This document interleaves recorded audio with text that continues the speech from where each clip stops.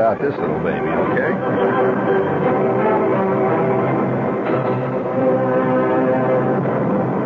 Have you ever received a Christmas gift that had absolutely no meaning to you? You couldn't figure out why in the hell you got it? Or given one 6 months later, you wondered why you gave it? Or can you even remember Christmas gifts? You know, that's a very symbolic thing. I use that word again. The gift has, in our time, has risen to such heights now that it has no actual material meaning in most cases. In other words, some people are so wealthy, not really wealthy. They have everything. You know the expression, to give a guy a gift, somebody who has everything, what do you give them? They really remember. Well, there's a lot of things. Wouldn't you love to have your face on a stamp? I mean, really, a stamp that can be mailed. There's your name, right there. There's your face carved on a stamp. And it's beautiful. It's a bas-relief. Little touch of Caesar there, about the way your nose cuts the air. Where your eyes look into the future. Underneath it says, our benefactor. Charles W. Gutstop. 50 centimes. Airmail. It's what they call an off fuchsia 8 perforated red. Collector's item. Well, I'm going to tell you something, friends. If you have nothing but a lot of dough and you would like to give a Christmas gift to somebody, there are at least 2 Banana Republics where upon payment of possibly $25,000, $30,000 to the exchequer as a gift, a benefacting gift, they will put your face on a postage stamp. Fantastic gift to a friend of yours. And of course, it's a person who has everything. You want to hear some more great gift suggestions like that? All right, I have another one. Now, almost, I would say, probably out of the average 100 people that are walking around the street, I would guess offhand that about anywhere from 5 to 30, depending on the city you go in, you can take that group of people right out of 100 just walking down the street, and you would find that they have a vague urge to write a book. This is a human urge, to write a book, to be an author, to see your book there, and underneath it says, My Life and Times. Charles W. Gutstop. And you know, with the dedication inside, dedicated to Maria, without whose unfailing efforts and untiring devotion this work could never have been written. Wouldn't you love to have a book, huh? Well, I know a place out in the Midwest. I know 5 authors that are sitting right now, tonight, in a warehouse that they have fixed up as an office, and they will turn you out any kind of book you want, a perfect manuscript, absolutely ready. All you've got to do is write your name on the front of it, and in fact, they will guarantee you a sale. The book will be sold, be printed, have your name on it. And do you like to write fiction? Would you like to write a detective story? They'll write one of these for you. Would you like to write a historical epic? That'll come a little more, a little thicker, with woodcuts in it. That's a little more. But it goes from $1,500 to $2,000. Now, can you imagine walking in to this lady who for years has said, if I had the time, and if I could get rid of the cats, I'd write a book. I would love to write a book. I know that I have the talent. You know, you just give her this package, and she opens it up, and there's the manuscript.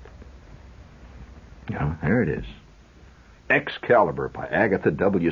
Stembottom. My God, all she'd have to do would be to make the arrangements for the cocktail party. And call in the literary critics. Fantastic. How's that for a gift? Now, I'll give you another suggestion. Now, how many of you out there have a vague, secret feeling of loss that you never made any team in your life? I'm talking about a real team. Football, baseball, basketball. You never made a team. Many of you have that feeling. Many a man, as a matter of fact, has never gotten over the fact that he survived the second cut at the Rochester Institute of Polytechnics baseball season. He survived the second cut and almost became the utility infielder. He's never forgotten it. And yet he has everything else in life. He's a famous stockbroker now. He's got millions of dollars. He's got a 75-foot Hatteras yacht. He owns a home in Hawaii. He's got the world by the you-know-what. He's married a movie star, the whole bit. And yet, secretly deep inside, he knows he didn't make the team. He didn't make the team. Well, if you have such a person in your acquaintances, and you, of course, are a person of great means, I would like to give you a suggestion. I know of 2 Major League ball teams right today that could be purchased for the right price. What a fantastic gift. Can't you see Christmas morning? Here's Charlie lying there in the sack. He figures he's going to get the usual tie, the usual, nothing Christmas. He's lying there, and suddenly he hears the sound of spiked feet coming up the steps. It's 7 o'clock in the morning. There's a knock on the door, and then he hears the sound of jingle bells, jingle all the way. There's 25 voices raised in song outside of his room. Jingle bells, jingle all the way. And his wife comes running in and says, "Merry Christmas, Charlie!" 42-year-old Charles W. Stembottom, wealthy stockbroker, yachtsman, man about town, opens at third base for the Tigers. He owns the club. What a fantastic Christmas. Well, this could be accomplished for 14, 15 million. And I want to tell you this, it would be a Christmas that Charlie would never forget. Never. I suspect neither would the Tigers. By God, if Charles O for owner Finley can get away with what he can get away with, why the hell can't? Why can't that stockbroker open at third base? Who's going to tell him he can't? Bring it up there, please. Let's hear them songs. Let's dance on the table of life. Pick up your knees, come on. Yeah, blow that thing.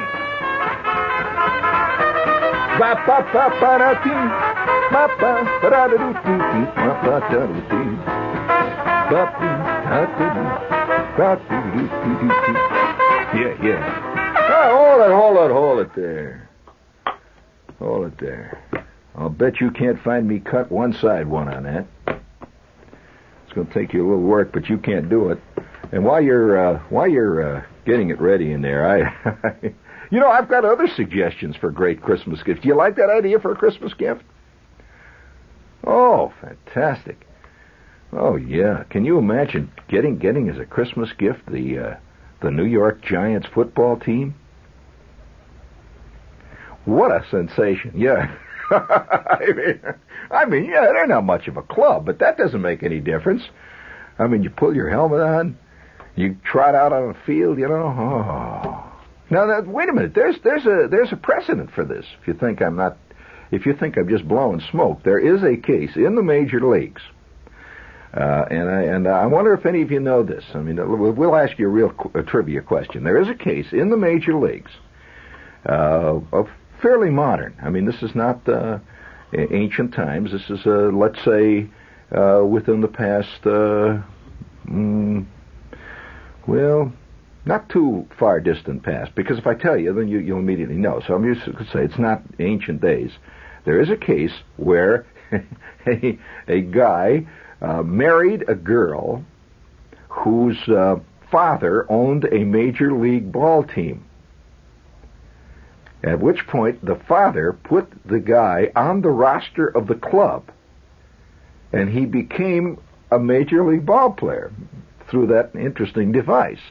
And yes, and he traveled. He was with the club for years, as a matter of fact. Hardly ever played. Once in a while, they'd put him in as a pinch hitter, or in late innings, he would, when some outfielder pulled a gut or something, he'd go out there and run for him.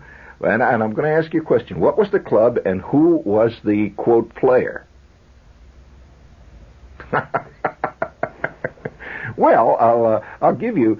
I won't know. I will not give you any clues. There's no reason why I should impart this kind of priceless information to the assembled multitudes. Well, all right. I'll ask you a question about that.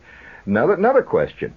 In very recent times, what Major League football team, which was very downtrodden, a terrible club, one of the worst clubs. I mean, it was a real bad club at the time. You know how football teams go up and down. I mean, a few years ago it was the Packers, and now the Packers are the doormat. A few years ago it was the Chicago Bears, and now they're the doormat. So teams go up and down. But this team was really down at this time. They had a head coach who, he was a head coach, and he named as his quarterback his son, and the son was the quarterback on this club. In spite of the fact that he was not drafted by any other club. In fact, no other club would even possibly give him a job.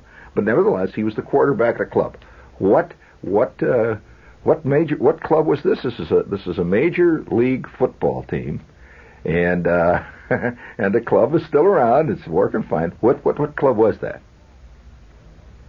Who? No, I will give you one clue. It was not Washington. No way. You're just reaching. You don't know. Let's face it, you do not know. I can go on. You see, these are all wonderful gifts. I would like to get a gift of that type. In fact, I know of a guy. Listen, if you want to hear a fantastic gift, I'll tell you a gift that I once heard of.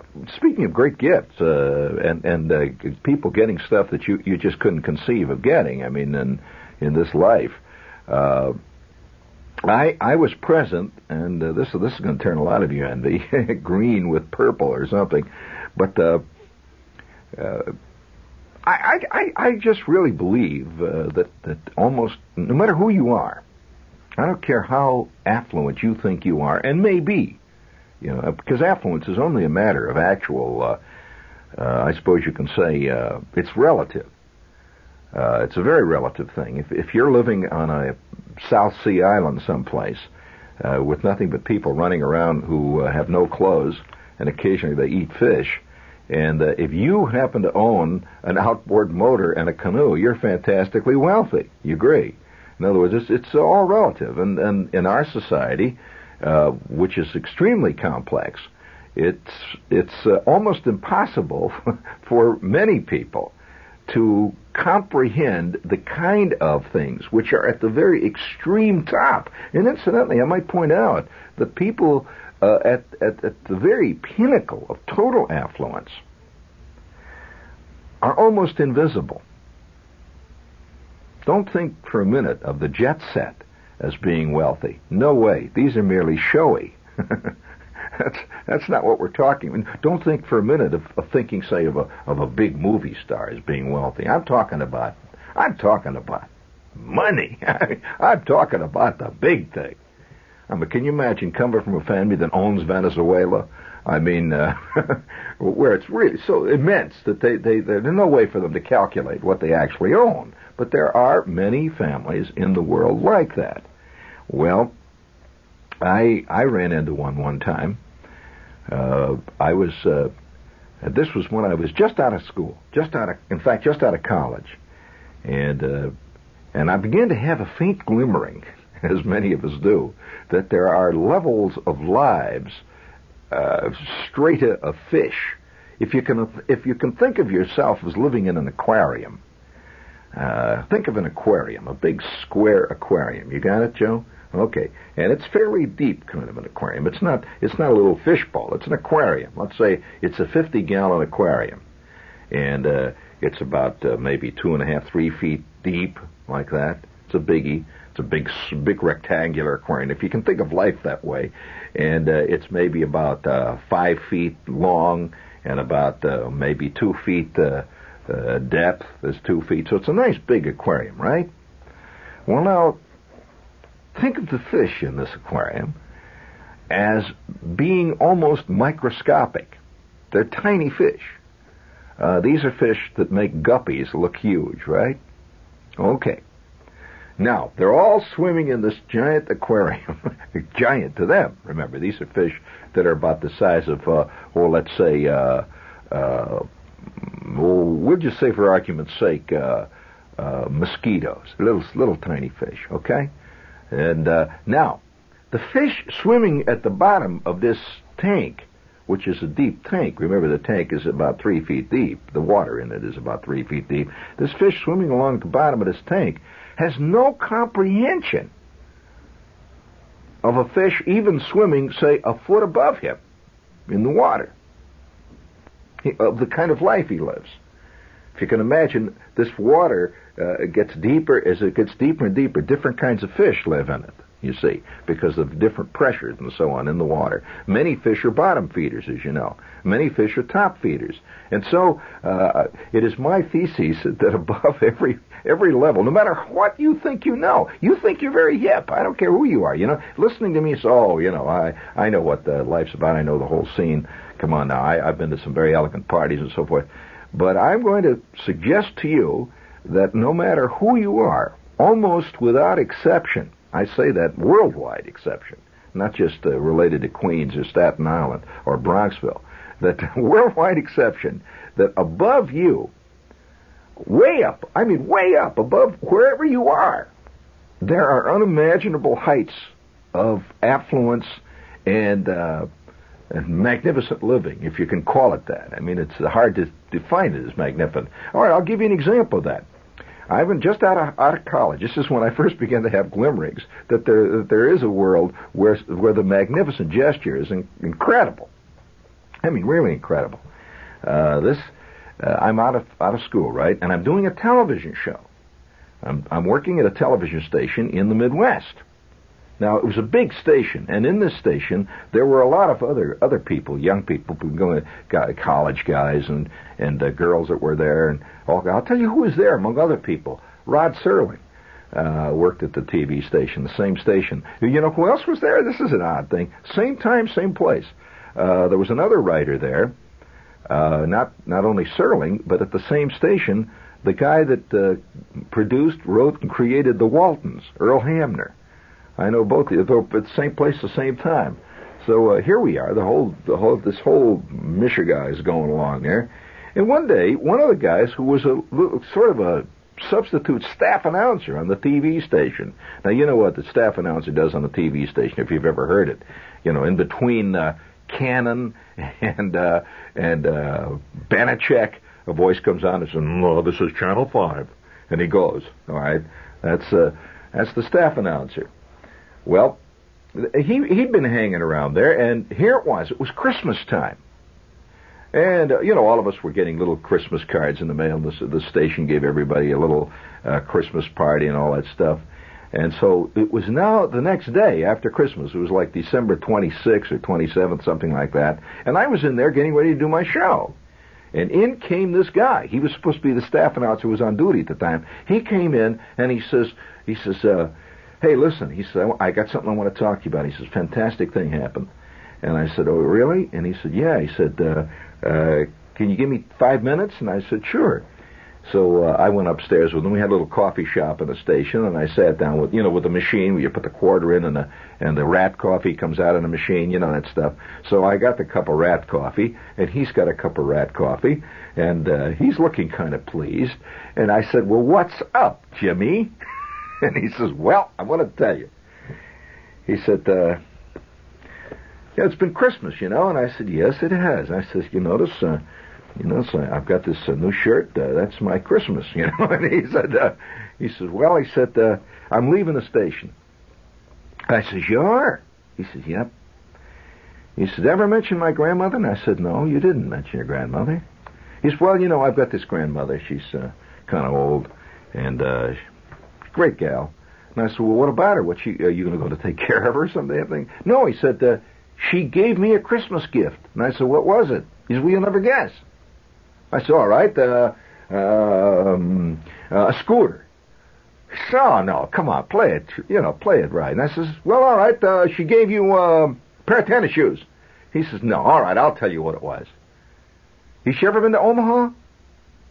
I said, I've been through Omaha. I was through there once in the Army. Why?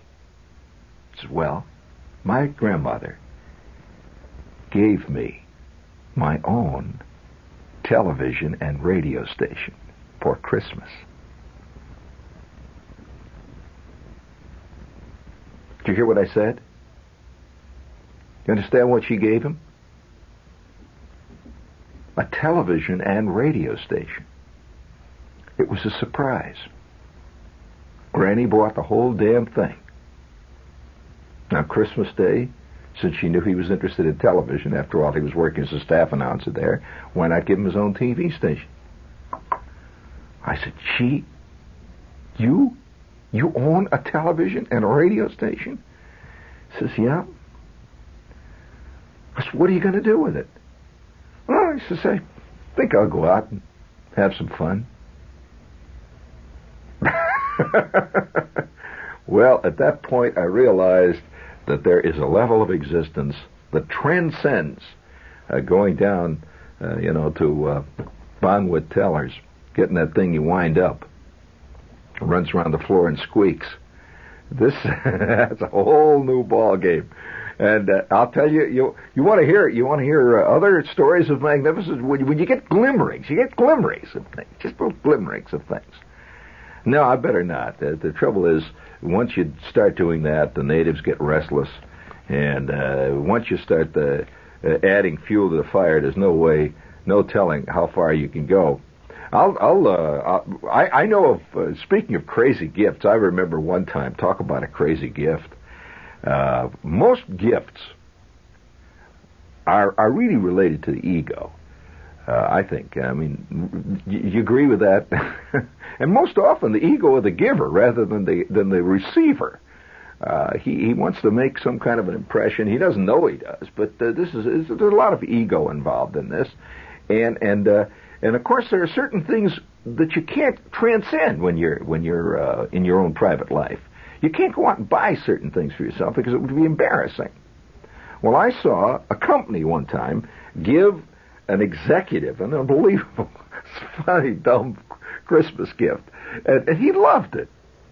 Now, this guy was like the chairman of the board. He's a big guy. It would be incomprehensible, the stuff that appears on our television today as commercials. It would be totally incomprehensible to anybody from any other country. I don't know of any other country that would have the kind of commercials that we have.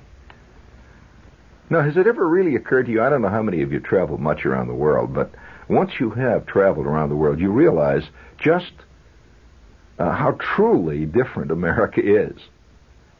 It is unique in many respects, and one of the most fantastic respects is the stuff you see on TV commercials, especially during Christmas time. Have you seen that commercial, which it's shot in beautiful color, all nice impressionistic color. It's beautiful, and you see a girl. She looks like she's about 15 or 16, no older than that. You just see her face, and she's wearing these kind of bunny pajamas, little bunny type flannel pajamas, and very teenager. She looks like she's about 15 or 16, and her hair is brushed back, and she's standing by a window, the curtains. You just see her face, and she's got tears in her eyes. You see the tears, and she wipes the tears away. And she's reading a note. And the note says, Dear Myrtle, this is from your parents, Myrtle, and we wanted to make the first car in your life an important event.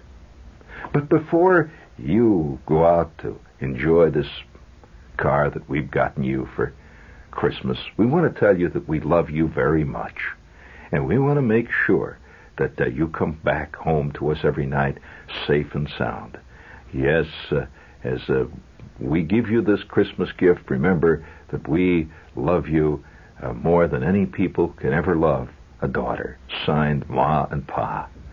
Have you seen that commercial? And then the shot sweeps out, and you see this, it's maybe a $3,500 car sitting out there, see? And it's got a big bow tied around it. And there's a little snow around. And here is this girl. She's about 15 or 16, and mother and father are giving her a $3,500 car for Christmas. That would not be seen anywhere else in the world. Anywhere else in the world. And yet I'm sure a lot of people hearing this right now say, well, what's wrong with that? Because we're very strange people. And one of them is that we don't even comprehend the depth and the width and the breadth of our affluence. Incredible. Yeah, we love you, Ma and Pa. And she's about 15, 16. There it is, sitting out there in the snow. I thought to myself, wow, it's fantastic. But, when this guy got this television station, now I want to point out, this lady, this grandma who gave him the gift, did not own television stations or anything like that before. She just happened to have a hell of a lot of money. And so when she was casting around for a gift, she gave Sonny, something that she thought he really would enjoy. But I could tell you stories that go so far beyond that you wouldn't believe. But gifts, you see, relate to the ego. And one time I was working at a place where the president, the chairman of the board, they didn't know what to give him, the company. And I'll never forget what the company gave him. We all went in to see it. The company gave him a 1 hour... Nope, sorry. No. I wanted the other one, Joe. That's all right. Don't put it on now. That's too late. I wanted that great big boom, boom, boom, boom. Anyway, that was killed. But what they did give him was fantastic. They gave him a 1 hour film called The Life and Times of Charles W. Murphy. Now, that's a name I've just invented. And it came on in beautiful Technicolor, and it was a film that was given to him as a surprise gift. And it was a 1 hour film, like a Doris Day movie. It wasn't a documentary. It was a film where they had actors playing it. All the magnificent moments in his career as he graduates from college, and he goes out and he gets his first job at the International Widget Company, and then he begins to feel the pull of romance, and he meets his wife, and this was played by an actress, and they had this whole fantastic scene played out by actors, and wait till you hear the top one. They had hired, at enormous cost, a well-known Hollywood actor to play him in the film. What a gift. Probably cost him $1.5 million to put this film together. He had no idea they were doing this. Researchers were working, putting together his life and writing The Life and Times of Charles W. Murphy, a magnificent Christmas gift. And he sat there and he says, yeah, you could just see him. And then they presented him the film cans, 2 film cans, a 1 hour film that he could play for friends when he's living down in the Bahamas in his magnificent villa down there. So would you please bring it? Oh, yeah, speaking of that, I know a guy who was given a tropical Caribbean island as a Christmas gift. Not only a tropical Caribbean, don't come and say, what do you mean, an uninhabited? No way. This had about a 40-room hotel on it, which was part of the gift, a landing strip and an airport, a roadway system, and a few little niceties like 26 miles of unspoiled beach. When you're going to do it in style, friends. Forget those cap snafflers that really, really work. Go on, go all the way. Go all the way.